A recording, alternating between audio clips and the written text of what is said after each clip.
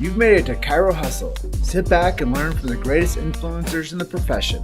This week's episode is brought to you by Clothes for Chiro, Legacy Wealth Management, Posture Screen, Imaging Services, Zingit Solutions, Peter Goldman's Zone School of Healing, Everest Coaching Systems, ChiroThin, Universal Tractioning Systems, Chiropractic Jobs Online, Rhino Coaching, Chiro Matchmakers, True Chiro, and the Social Health Experts Summit.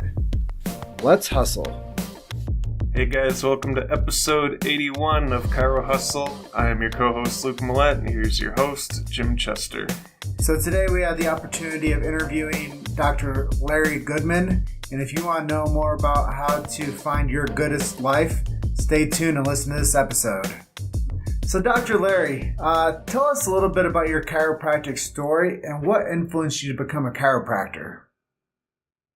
So I was a student as an undergraduate in physiological psychology at the State University of New York at Stony Brook. And I was also asthmatic and allergic and living on antihistamines and cortisone, and I was a product of the medical model. And while taking this class in sensation and perception, which really was a series of experiments where you got to actually experience that your nervous system, with all of its limitations, was what determined your perception of reality. And in what really turned out to be a defining moment in my awareness of chiropractic, I had this light bulb go off. Not literally a light bulb, but a light bulb in my head that maybe what was going on with me, which was the reason why I was asthmatic and allergic, was my nervous system didn't know that it was okay to breathe and to function normally. And I set out to look to see what kind of medical specialist there was to go to see if that was your problem. And I found out that there was a medical specialist. There wasn't a medical specialist at all. There was this other kind of doctor called a chiropractor. And I went to see my neighborhood chiropractor, who was really a very brilliant guy. And I started to get adjusted, and this weird thing started to happen. I say weird only because in the medical model, if you don't take some new medication or have some new procedure done, then there's nothing happening. But what started to happen was I started to get well. And like the typical chiropractic patient, by the end of my initial plan of care, as I started to be feeling like really a lot better, the question I had for my chiropractor was, that last adjustment you gave me, why didn't you give me that one first? And he said, no, that's not the way it works. The adjustments build on one another in enabling your body to heal itself. And I remember thinking to myself, well, that's pretty interesting. And very shortly thereafter, I made the decision that the chiropractic education and career would be a good place for me to go and flow and thrive. And the other thing about it that I found to be a natural thing for me was it was a place where I could be, relatively speaking, a big fish in a small pond, as opposed to getting lost in a sea of hundreds of thousands of medical doctors. And the more I found out about the whole chiropractic philosophy and principles, the more I liked it. So you became a chiropractor, and then... So I became a chiropractor. I went to New York Chiropractic College, and while I was still in school, I started hanging out with some of what I considered to be the more successful chiropractors in and around the New York area. And my chiropractor became my my spirit guide to who I should study with and what kind of additional ancillary techniques I should learn. And little by slowly, the chiropractor that I was destined to be, that education came together in my brain. And then, as soon as I graduated, actually no, as soon as I finished and got my master's in nutrition, I left New York and headed down to warmer climate down here in Florida, where I've been happily and joyfully ever since. And then you developed a program called Your Goodness Life. Is that something... Your Goodness Life. Actually, there was this little thing in between called a practice that became a thriving practice. We were, because of my own belief systems and observations, we were holistic in our orientation, meaning we used nutrition, we used exercise. We were, as I used to laughingly say, we were holistic when holistic wasn't cool. And then there reached a point where I had my own transformation happen, really at the guidance, at the feet of a man who became my next mentor, which was Dr. John Demartini. And little by slowly, this program called the Goodman Factor and Your Goodest Life evolved in my own life and through dealing with lots of both patients and eventually consulting and coaching clients. So would you say there's anything else that also makes you unique in the chiropractic world that you haven't mentioned yet?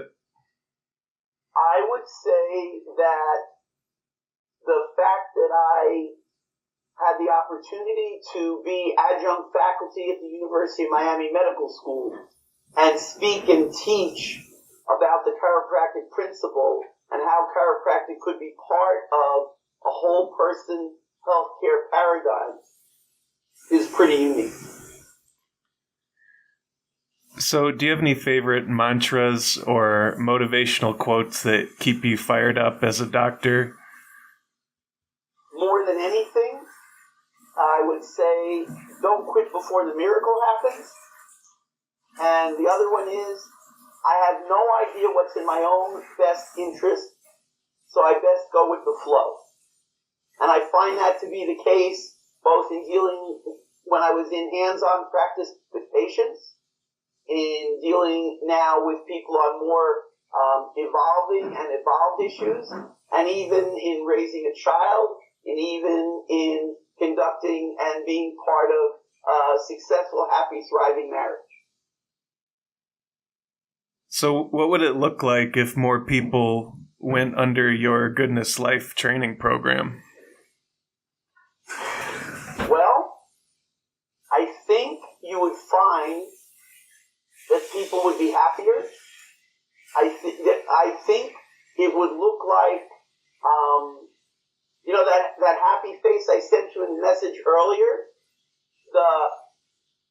The symbol that we use for members of the tribe of Your Goodest Life is a pair of dark sunglasses with My Goodest Life on the side of the glasses.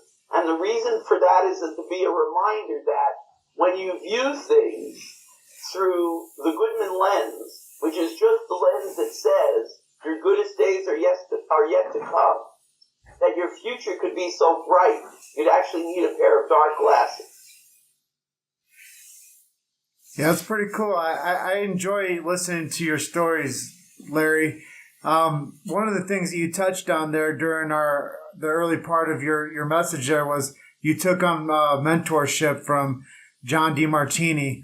And how many years were you out there in practice before you decided that was a good alignment for you? I discovered John in 1992. No, sorry, it was 93. After a series of, there's a kids book series called A Series of Unfortunate Events.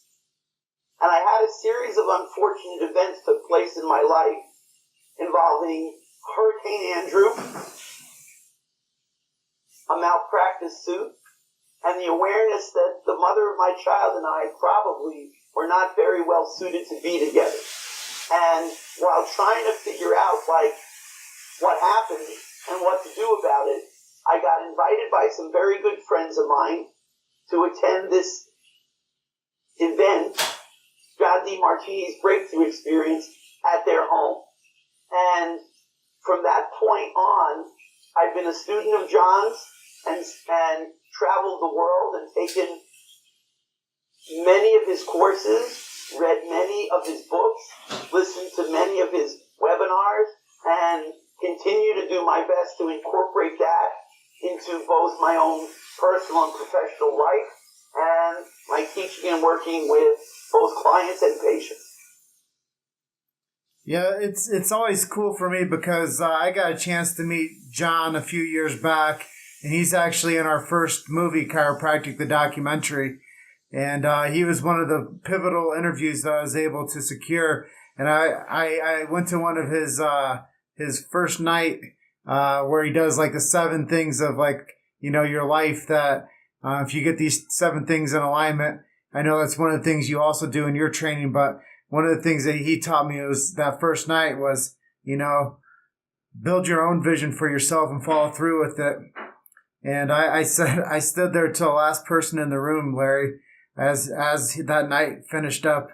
And I waited till he like shook every hand that he had to shake, and I waited till he signed every book that he sold. And then I said, "Hey, John, I'm a very inspired individual, and I'm making a film on chiropractic. Would you like to be in it?"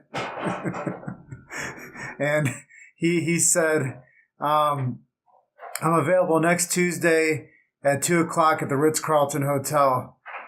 I'll give you 30 minutes of my time for an interview."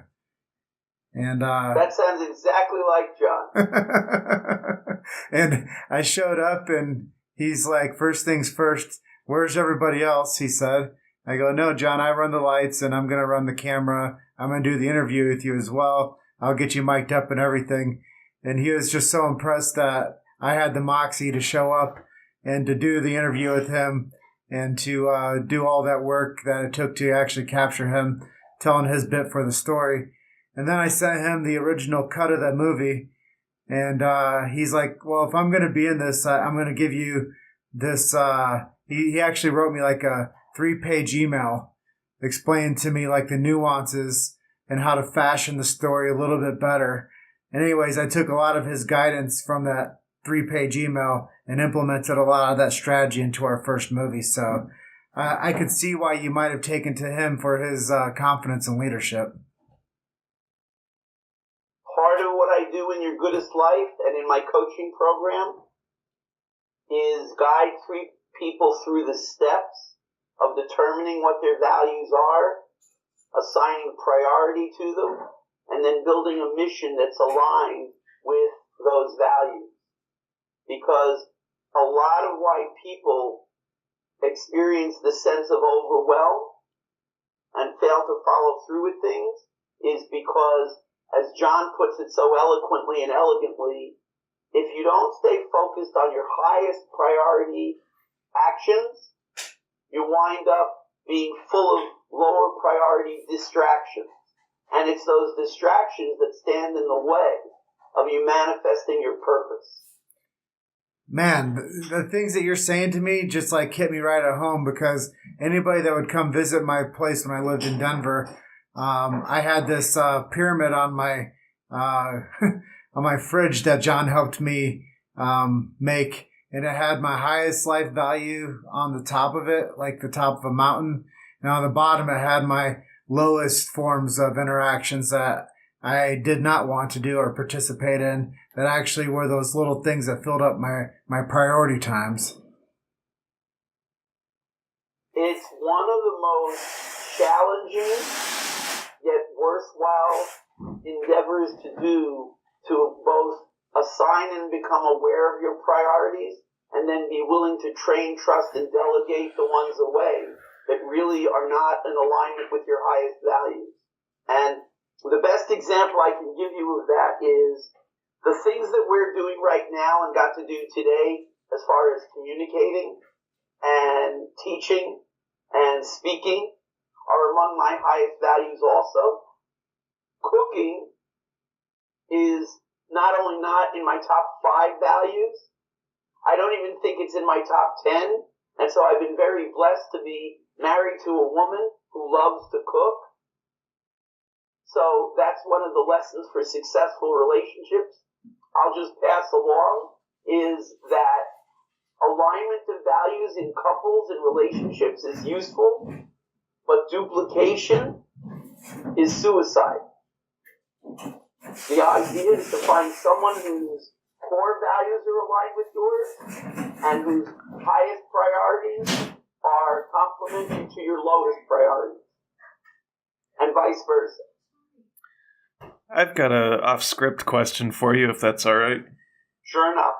What are some other lower value priorities that were getting in your way before you started maximizing your time? I built a very thriving, relatively high volume chiropractic practice for the style of chiropractic that I practice. But what they didn't tell me was that when you build that kind of a practice and you have that much staff, besides taking care of the patients, there's seeing to the needs of the associate doctors, there's seeing to the needs of the staff, there's and on and on and on. And what I discovered was that for myself, even though I loved helping lots of people experience chiropractic and get well, it wasn't aligned with my highest values to supervise all the staff and keep ongoingly training up associates. So even though something could look like an integral part of running a successful practice, if it's not aligned with your highest values, which it wasn't mine, I wound up really on the search to find a way that I could do what I loved and loved what I do and either delegate the rest of it away or reinvent the nature of my business so that those things didn't have to be a part of it anymore. So, where do you see the chiropractic profession going in the next 20 years? I think the chiropractic profession is in the midst of a period of fascinating evolution. Again, I'll borrow a quote from John. Maximum evolution occurs at the borders of support and challenge. And what's happening right now within the profession is a challenge to the identity and even the functional inclusion of terminology within what is the definition of chiropractic. That at the same time as a few of the schools have even taken action to eliminate the word subluxation from their documentation and morph into some sort of a, how do I put it, a quasi-medical, non-traumatic orthopedic subspecialty.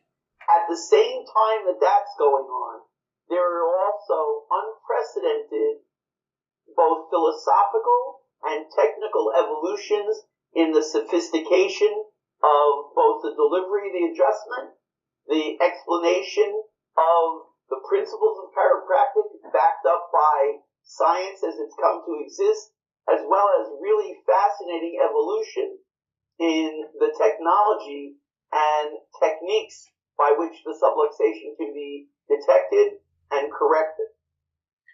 So, now that we're on the topic of evolution, what would you say is the most important thing that has happened to chiropractic over the last decade? This may surprise you, but I'm going to say that the decrease in insurance reimbursement is paradoxically becoming the catalyst for the strengthening of the profession. Because when a patient has to reach into their pocket and take out green money and invest in their care, number one, it separates, you should pardon the expression, the men from the boys in practice.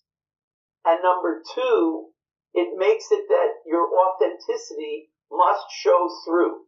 Because as a veteran of what we used to call affectionately the Mercedes 80s in chiropractic, where insurance reimbursement was so generous that there were practices that accepted no out-of-pocket expenses to $5 to $10 per visit co-payments, and really all you had to do, well, I apologize for that. They're probably just looking to get an adjustment.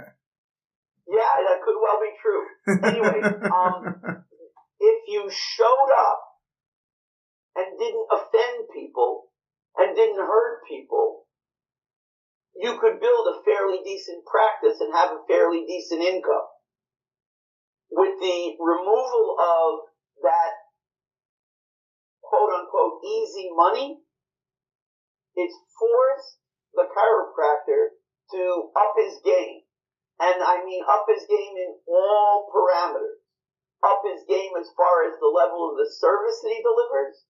Up his game as far as the degree of present time consciousness to be there with the patient. Up his game as far as the level of authenticity. And up his game about everything about adding value to the life of the patient. And I think ultimately, that which doesn't kill us makes us stronger. Except bears.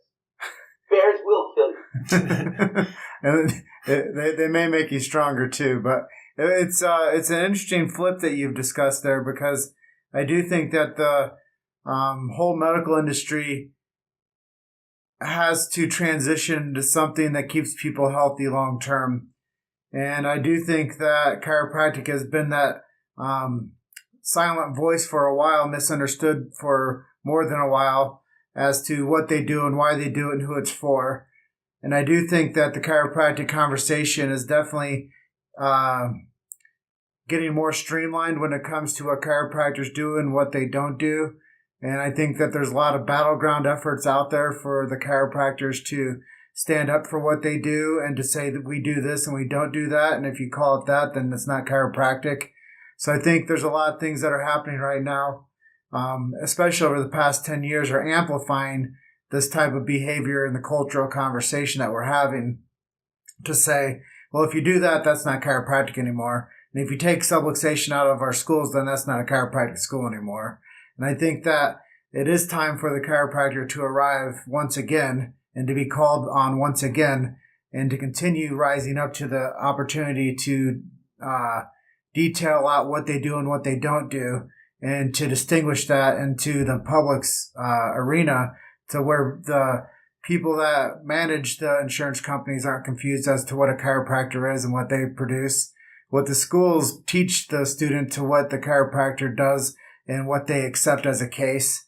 And what the society will see a chiropractor is what they deliver and what type of stance they have on taking care of their communities. So I think there's a lot of conversations that need to adapt, and they need to carry on to a different conversation tone when it comes to all these parties involved. And I think the person that's at stake at the end of all of this is the person that needs the chiropractor services. I agree 100%. I think, unfortunately, that the same as it was 41 years ago when I decided to go become a chiropractor. Unfortunately, chiropractic was then and it is still now, to too many people, the best kept secret on the planet.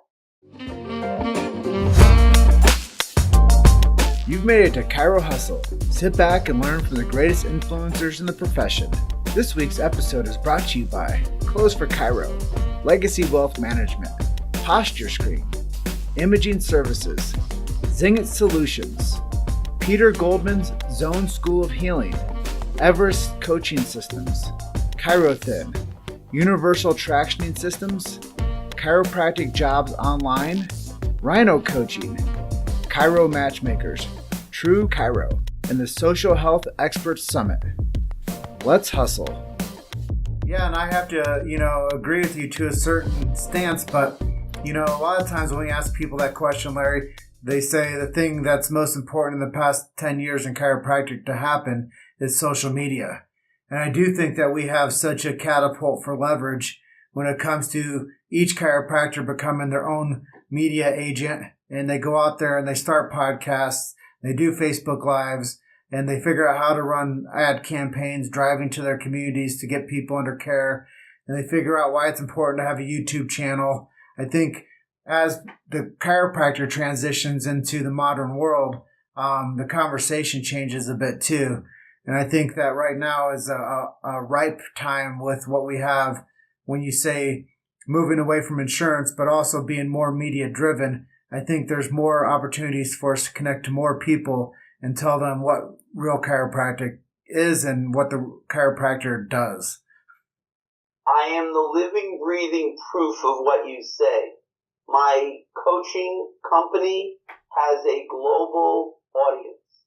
I have literally got and worked with clients from as far away as Queensland, Australia, and London, and all over the United States. And if you would have told me, if you would have suggested to me back when I was in practice that this was even possible, I'd have said you were crazy. When I met Ed Osborne and started hearing him describe what I had been evolving toward, which is the virtual practice without walls, I knew what he meant because I had been approaching it little by slowly. But what I can say is, as I said a couple of moments ago, I agree with you 100%, and I would say that the encouragement is to keep on learning, to keep pushing yourself, to, as a recovering comfort junkie, I'm here to say that I've gone from the point and place where I didn't understand or even know much about how social media existed to now having it be not only an integral part of marketing and promoting my business, my practice, if you will, but also using the technology of social media for the purpose of communicating with both my clients and prospective clients and educating my client doctors in how to do what you're talking about in building their own practices. So would you mind sharing with us some of your marketing tactics that you use to get so many people in your coaching program? Well, let me be clear. My goal is not and has never been about getting so many people into my coaching program. The right people, for the right reasons, in the right kind of custom tailored coaching program is my goal and objective. And how I get them there is by having that conversation like we're having it right now, like it appears on my ClickFunnels, like it appears on my website, like it's made reference to on Instagram. And as more platforms come into existence, I challenge myself and the members of my team. Jim, you were talking about the team, the village that it takes. I have my own virtual village that it takes to create the Goodman Factor, to create Your Goodest Life, to create my new book, which is out, called Fridays with Goodman. It's taken a village and it takes a village to create it and promote it and produce it. Yeah, you're not kidding there. You know, off camera or off interview, we were talking about before we got the interview started that it takes a village to raise a chiropractor. And it does. It takes somebody that's, you know, multifaceted and understanding the peaks and valleys of a practice to get it to thrive. It takes, branding, strong branding. It takes confidence in the chiropractor to deliver the goods. I mean, there's so many things that are outside of the schooling and the licensing to become a chiropractor that takes so much, getting a proper associate position to where it's a safe, fit for you, to understanding that your number one technique that you better develop is marketing technique. And marketing and communication. Communication. Yeah, and talking about the stuff is it does take a village to raise a profession, and it takes a village to raise one chiropractor. And I always make this semblance is every time we let one chiropractor fail out there because we didn't pay attention to them and their needs and their strategies and supporting them, we lose one of our frontline soldiers in this thing called chiropractic. And I think that the more that we understand that each one of the chiropractors that gets licensed and degreed to go out there and to become a chiropractor, we need to figure out how to support each and every single one of them because their success is vital to the future of chiropractic. I think you're doing an amazing job with what you've created, and I'm thrilled and honored to be a part of it. And I've also had the opportunity, both when I was the doc in practice, to train associates, and now as I've been working in the coaching arena, to work with clients and help them to not only achieve their personal goals and practice goals, but also to be able to develop a thriving practice to be an inspiration to other chiropractors, that you can have the practice of your dreams and the life of your dreams if you're willing to bear the discomfort associated with continuing to grow. Because that's the other thing I would say that has changed in the last 10 years is the pace of evolution and growth in terms of assimilating new information and utilizing new, whether it's apps, platforms, phones, laptop computers, all of that, the ability to rest on your laurels. I think that's one of the, we'll just call it a casualty of the times in which we live, is it really is evolve or perish. You know, you said it so simply there, and I think that that's something that the chiropractic profession is always going to be pressured to do, is to evolve or perish. And I think that that's one of the hard conversations that the colleagues in the profession need to have a more serious outlook on, and to say, you know, what is it going to take for us to get subluxation-based chiropractic mainstream? What is it going to take to get lifetime chiropractic practice members mainstream? And I think that those should be the primary things that the chiropractors should be focusing on instead of everything else to be included in this or to be a part of this. And I think that the real chiropractic practitioners out there, they would be happy to call themselves chiropractors even if it didn't include the title doctor. And I think that we've muddled the water a little bit as the evolution of chiropractic has gotten to where it is today, Larry, that the chiropractor wants to call themselves doctor and chiropractor, and sometimes that's a confusion in the ranks of the chiropractor, but also it's a definite confusion in the ranks of what a chiropractor is to the rest of the world that understands what that word doctor means. In one of the most telling moments in my chiropractic career, and this was early on, I originally come from New York, and chiropractic in New York didn't get licensed until 1964. And when I was finishing up chiropractic school in the middle and late 70s, I had the opportunity to meet a chiropractor who had gone to jail for the right to practice chiropractic. And I remember him at a talk he gave to a bunch of chiropractors. And he was really he was downright angry and frustrated. And his anger and frustration was at what he considered to be the forgetting of the principle of chiropractic for the sake of the wealth and prosperity that was possible in chiropractic. And I remember him saying, I went to jail for the right to practice chiropractic. I wonder how many of you in this room would have been willing to do the same. And I remember sitting there and thinking about it. And every now and then I think about it even now, all these years later. And I wish I could tell you that 100% of the time I'd have been willing to do it.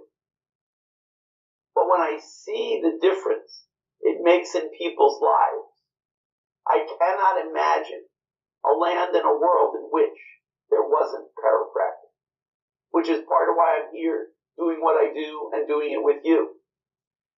Yeah, I know there's probably no real position for you to gain more by doing the show with us or to, go to the next seminar or teach the next chiropractor. But one of the things that I know you really value is lifelong learning.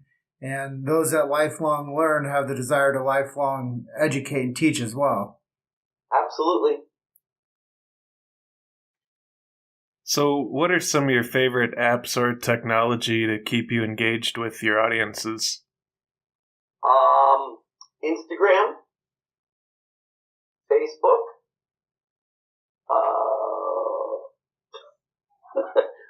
Skype sometimes.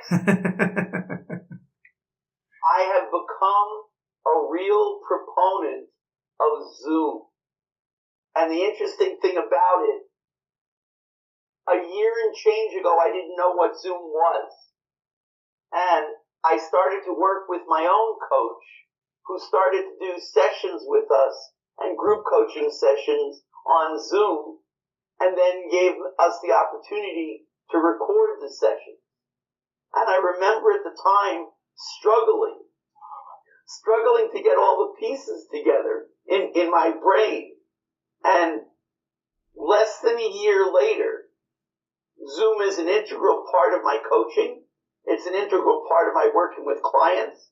And it's become second nature. And I guess that's really part of the lesson, is that these apps continue to evolve and they're user-friendly if you don't let the technology scare you.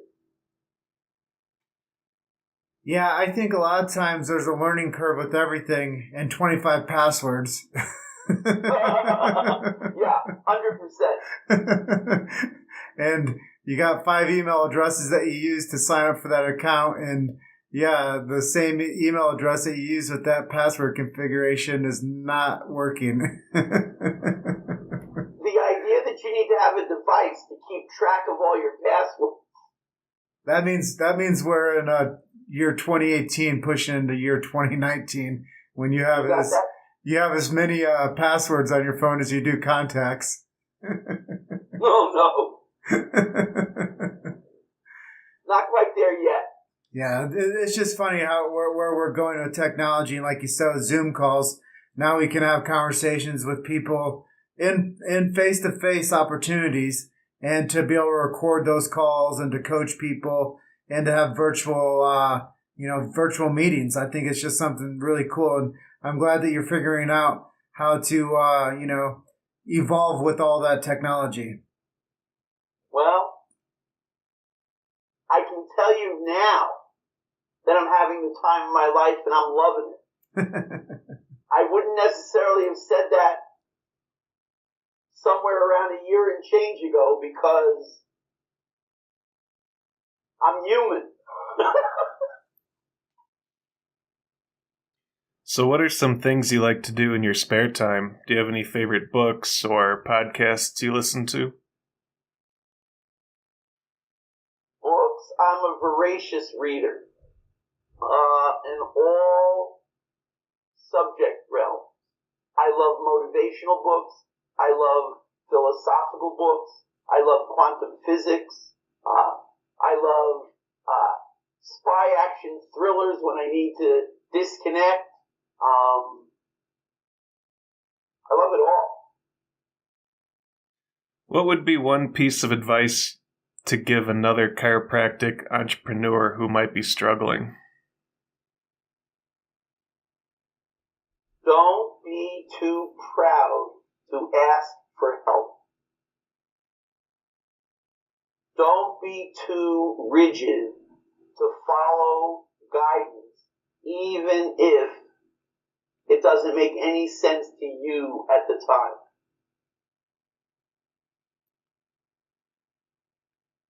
Yeah, I can see that being very integral to somebody really getting out of their own way. And one of the things I'll actually add on top of that, if I may, is that I believe Warren Buffett's one of the most wealthy people in the world. And one of the things he would always say is invest in yourself. And what I've come to realize, unless you're ready to cross the money line with investing in yourself, it's hard for the rest of the world to take you absolutely serious as well. So I think that building a system and structure around your focus and your vision is something that will help you take what you said along with what I've said and committing and becoming serious with yourself to where your investment in yourself becomes clear, to where you're focusing on your highest life priorities and you're not doing the other things like we talked about earlier in the interview that clog up your potential. I'll pass along one other thing, that it's not just a semantic distinction. We sometimes forget when we're in the process of running our business, whether it's your practice or your coaching business or whatever it is, we sometimes forget that we're here to serve the people who need us. And we start to sometimes easily get distracted into why it is we need either that number of patient visits or that number of dollars or whatever it is. And what I just would love to remind people is that the patient needs you. When they show up into your office, they're looking for something. They may not know exactly what it is, but I've become an observer of the fact over the years that nobody accidentally shows up in a chiropractor's office. They need you. They're looking for something.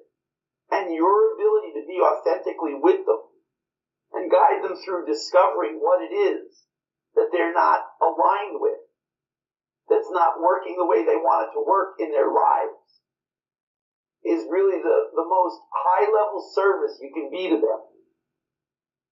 They need you.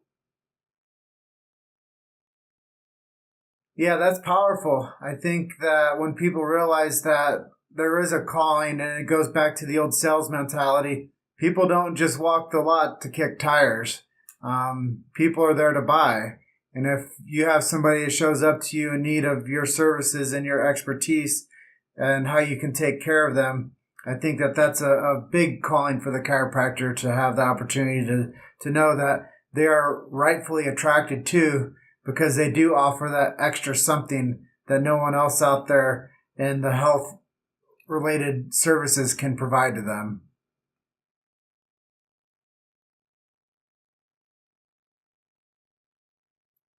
We are unique. We are unique. We are unique. So what are some website resources or social media links you could give people if they wanted to find out more about you or your coaching program? They can go to goodmanfactor.com.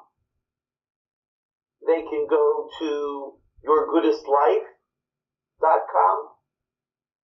They can go to Dr. Larry Goodman. I'm very Googleable. I've been around in a face and a form in the world of chiropractic and healing for 38 years, and I'm easy to find that way. They can go to Facebook and find my Facebook page there. They can private message me, and I will respond. They can find my book any minute now. It may even be as we speak right now, called Fridays with Goodman, at Amazon or online. Fantastic. Well, we are pretty much at the end of this episode. Is there anything else you wanted to discuss that we just didn't ask you about?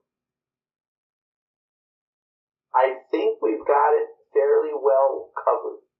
The only other thing I would add is about every 5 years in my own life, I have found the calling to reinvent myself.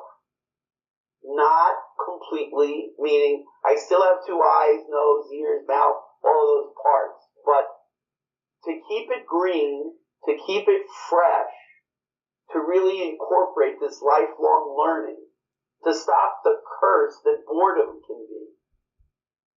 I find it useful and valuable to stay young by reinventing yourself, whatever that means to you. And the challenge is to discover what that is. And I'll just top one more thing on that, if I may. is that reinventing yourself, do it out of a curiosity for growth instead of reinventing yourself out of a demand on yourself to fit into a mold. 100%. 100%. We were put here to become what we were put here to become, which is a work in progress and a magnificent child of God. Well, Larry, I want to thank you once again for being our guest today. This has been a pretty cool episode, and it was awesome getting a chance to know you and talk to you. Back to you. Honor and a privilege to be here, and I'm sure we'll see each other or speak to each other again, as another of my mentors is fond of saying, at the next perfect time. Yeah, thank you so much, Larry, for being our guest today on Chiro Hustle. And I just want to say I look forward to the next opportunity. Thank you, guys. All right. Have a good day. You too. Bye. Thanks for listening to Chiro Hustle. Don't forget to subscribe and check back next week to continue hustling.